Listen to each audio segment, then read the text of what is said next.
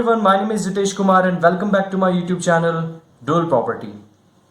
So आज जो हम टॉपिक स्टार्ट करेंगे वो है आपका यूनिट्स एंड डायमेंशन। तो पहले हम यूनिट्स को स्टडी करेंगे फिर डायमेंशन को।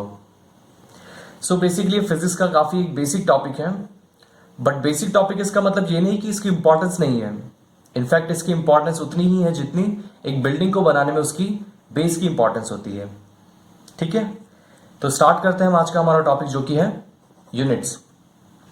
अब टॉपिक स्टार्ट करने से पहले हम थोड़ा ये डिस्कस कर लेते हैं कि यूनिट्स क्या चीज़ है और क्यों हमें रिक्वायरमेंट होती है यूनिट्स को स्टडी करने की।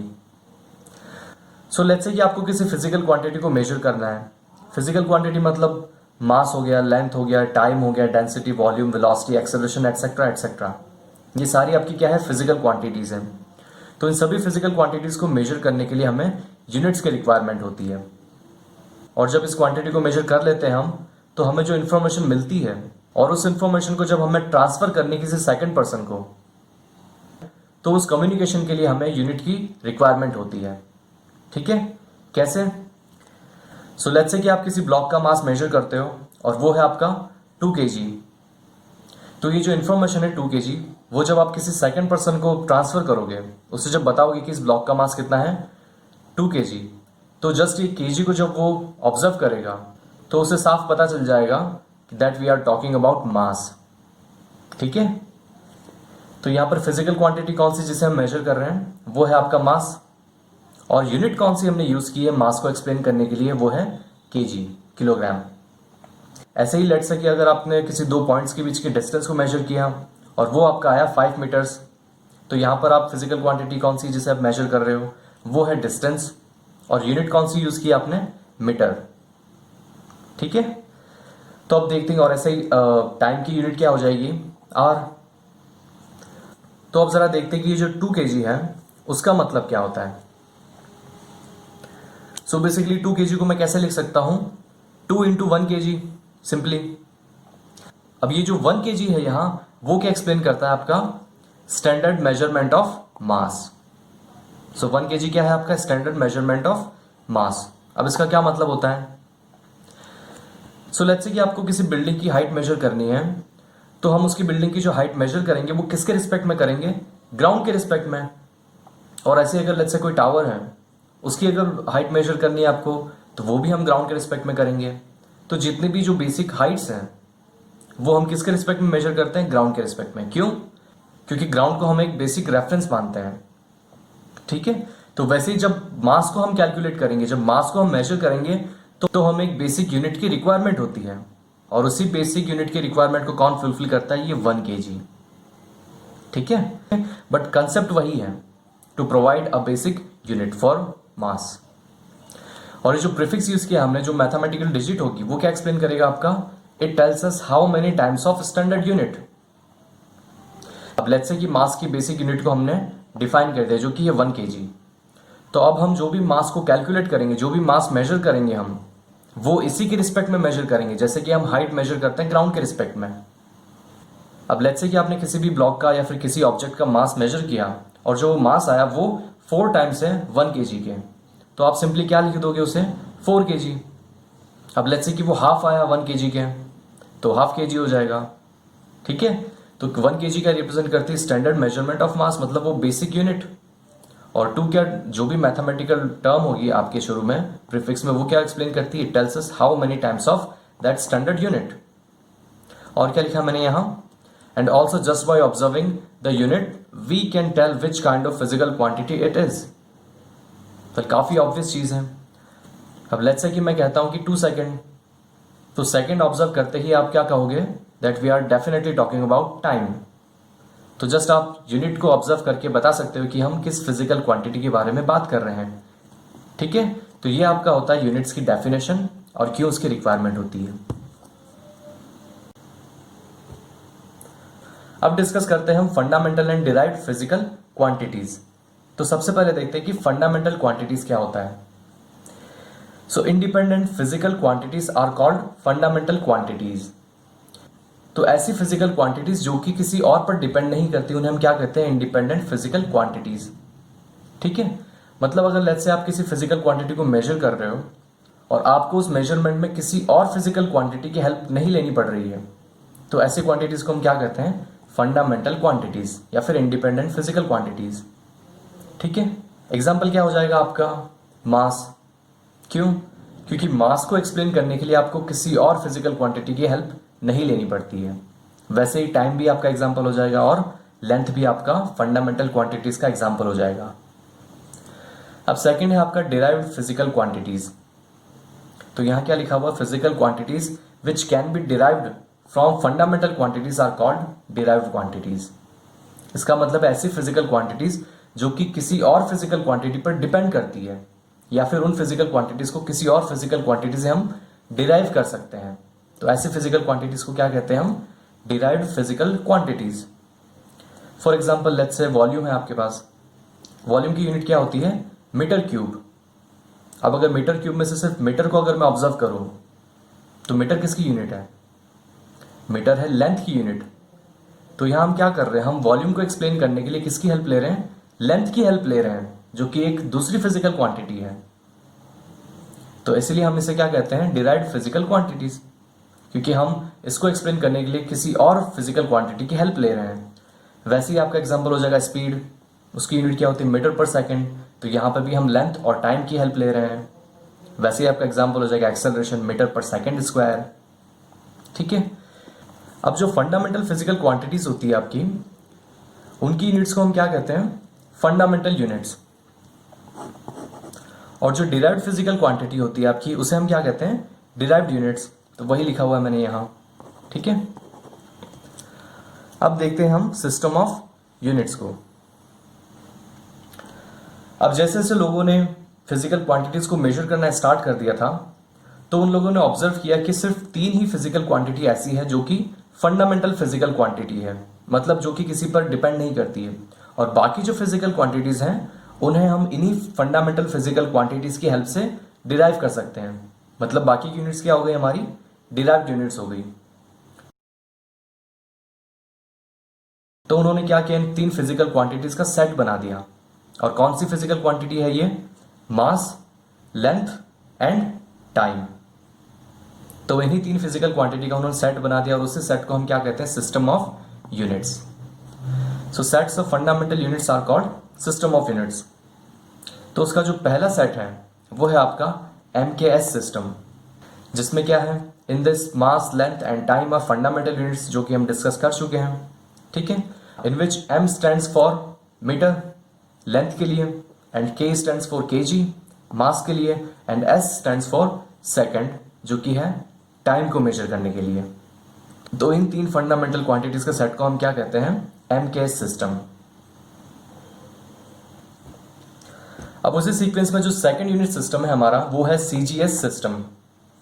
अब हुआ यूं कि कुछ लोगों ने कह दिया कि जो फंडामेंटल फिजिकल क्वांटिटीज है हमारी, मास, लेंथ और टाइम, उनको हम kg, मीटर और सेकंड में मेजर नहीं करेंगे। तो उन्होंने किस में मेजर किया?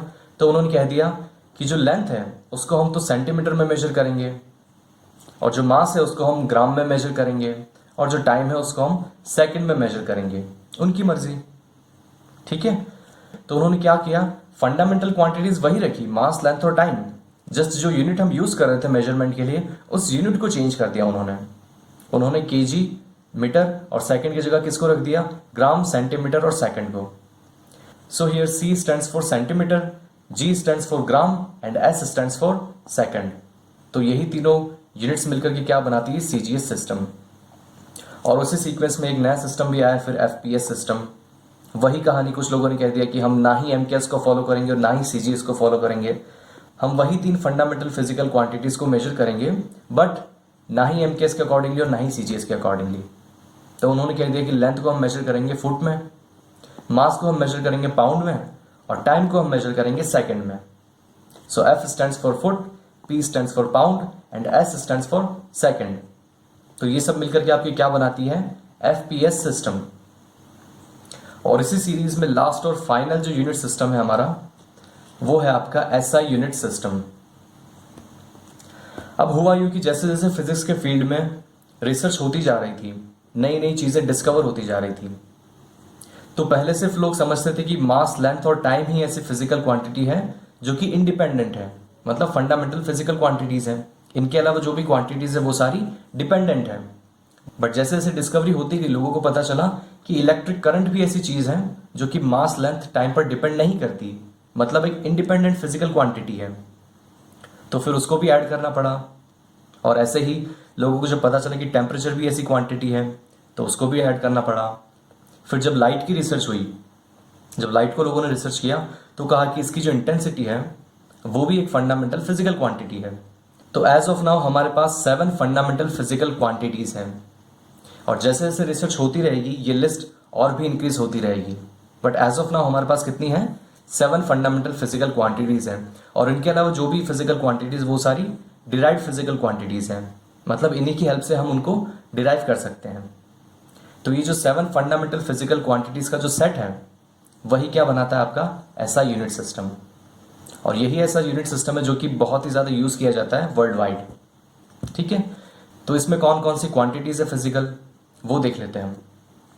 तो मास लेंथ टाइम जो फिजिकल क्वांटिटी पहले थी वो तो एज इट इज है। यहाँ पर लेंथ के लिए क्या यूनिट है? मीटर, सिंबल क्या है उसका एम। मास के लिए क्या है? किलोग्राम, सिंबल है उसका के, सिंबल है उसका केजी। टाइम के लिए है सेकंड, सिंबल है उसका एस। और जो फोर्थ नई फिजिकल क्वांटिटी है वो आपकी है इलेक्ट्रिक करंट, जिसका यूनिट क्या है? एम्पियर, सिंबल क्या है उसका? Capital A. फिफ्थ है आपके थर्मोडायनेमिक टेम्परेचर, उसकी यूनिट है आपकी केल्विन, सिंबल है कैपिटल के। सिक्स्थ है आपकी अमाउंट ऑफ सब्सटेंस, जिसकी यूनिट होगी आपकी मोल, सिंबल है उसका MOL। सेवेंथ एंड फाइनल जो है वो आपकी ल्यूमिनस इंटेंसिटी, जिसकी ऐसा यूनिट है कैंडेला, सिंबल क्या हो जाएगा उसका CD। ये आपका हो गया यूनिट्स की डेफिनेशन और कितनी तरह के सेट होते हैं यूनिट्स के। अब यूनिट्स चैप्टर में बेसिकली एक ही टाइप के क्वेश्चंस बनते हैं, वो क्वेश्चंस आपके कन्वर्जन वाले। मतलब आपको एक फिजिकल क्वांटिटी क्वेश्चन में गिवन होगी, उसकी यूनिट गिवन होगी एक पर्टिकुलर यूनिट सिस्टम में, और आपको पूछा होगा कि उसकी यूनिट फाइंड करो किसी दूसरी यूनिट सिस्टम में। ठीक है, तो एक क्वेश्चन करते हैं हम। लेट्स से कि आपको C दे रखा है जो कि क्या है? स्पीड ऑफ लाइट, और वो कितनी दे रखी है आपको? 3 × 10⁸ मीटर पर सेकेंड। और आपसे क्या पूछा है? Convert it into CGS unit system. तो सबसे पहले तो आपको ये आइडेंटिफाई करना होगा कि ये कौन से यूनिट सिस्टम में आपको गिवन है, क्योंकि क्वेश्चन में ये मेंशन नहीं किया है। तो हम यूनिट को ऑब्जर्व करते हैं, वो क्या है आपके? मीटर पर सेकेंड। अब मीटर क्या होता है? लेंथ की यूनिट होती है, और सेकेंड टाइम की यूनिट होती है। तो मीटर और सेकंड हम कहाँ यूज करते हैं, कौन से सिस्टम में? तो 2 सिस्टम में यूज करते हैं। एक आपका हो जाएगा SI सिस्टम, वहां भी मीटर यूज करते हैं हम और सेकंड यूज करते हैं। और एक हो जाएगा आपका MKS सिस्टम। तो दोनों ही सिस्टम में हम लेंथ के लिए मीटर यूज करते हैं और टाइम के लिए सेकंड यूज करते हैं। अब हमें कन्वर्ट किस में करना है? CGS यूनिट सिस्टम में। तो बहुत ही ईजी है। सबसे पहले स्पीड ऑफ लाइट लिख लो एज इट इज, 3 × 10⁸ मीटर पर सेकेंड। अब आपको कन्वर्ट किस में करना है? CGS सिस्टम में। तो आपको सबसे पहले ये आइडेंटिफाई करना होगा कि जो लेंथ है वो यहाँ पर किस में दे रखी है आपको? मीटर में। बट CGS सिस्टम में किस में होती है? C stands for centimetre and S stands for second. तो आपको किसको किस में कन्वर्ट करना है? तो आपको सिंपली मीटर को किस में कन्वर्ट करना है? सेंटीमीटर में। तो कैसे करोगे? आपको पता है 1 मीटर में कितने सेंटीमीटर होते हैं? 100 सेंटीमीटर। तो सिंपली यहाँ पर 1 मीटर की जगह 100 सेंटीमीटर पुट कर दो, और सेकंड को तो चेंज करना ही नहीं, क्योंकि CGS और MKS में दोनों में सेकंड ही यूज करते हैं हम। तो आपकी C की वैल्यू कितनी हो जाएगी? 3 × 10⁸, और मीटर की जगह क्या पुट करना है आपको? 100 सेंटीमीटर पर सेकेंड। तो इसको और मॉडिफाई करके हम कैसे लिख देंगे? 3 × 10⁻, अब 8 में यहाँ पर पावर कितनी है? 10 की 2, तो 8 + 2 कितना हो जाएगा? 10। तो ये आपका हो जाएगा सेंटीमीटर पर सेकेंड। मतलब 3 × 10⁻10 सेंटीमीटर पर सेकेंड आपकी है speed of light, which is unimaginable. ठीक है,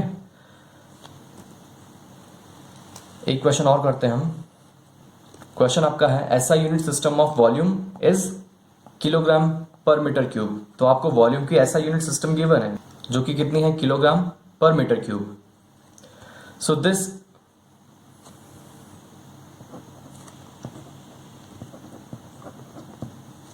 तो क्वेश्चन आपका ऐसा unit of volume is kilogram पर मीटर क्यूब। मतलब आपको वॉल्यूम की यूनिट गिवन है किसमें, ऐसा यूनिट सिस्टम में, वो कितनी है आपकी किलोग्राम पर मीटर क्यूब। तो आपको क्या करना है, so convert this into CGS system. तो आपको इसको सीजीएस सिस्टम में कन्वर्ट करना है। तो यहाँ पर तो क्वेश्चन में क्लियरली मेंशन है कि ऐसा यूनिट सिस्टम में आपको गिवन है और किस में कन्वर्ट करना है, सीजीएस सिस्टम में। तो आपको किन किन को कन्वर्ट करना है पहले वो आइडेंटिफाई कर लो। तो आपको देखो मास को कन्वर्ट करना है क्योंकि यहाँ पर केजी गिवन है, और आपको पता है सीजीएस में क्या होता है, किलोग्राम में हम मेजर नहीं करते, हम ग्राम में मेजर करते हैं। तो आपको पता है कि 1 किलोग्राम की जगह हमें क्या लिखना होगा, 1000 ग्राम्स। और मीटर को भी हम सीजीएस में किससे मेजर करते हैं, सेंटीमीटर से। तो 1 metre will be equal to 100 centimetre. तो 1 kg per metre cube will be equal to 1000 grams upon metre cube, मतलब 100 सेंटीमीटर क्यूब।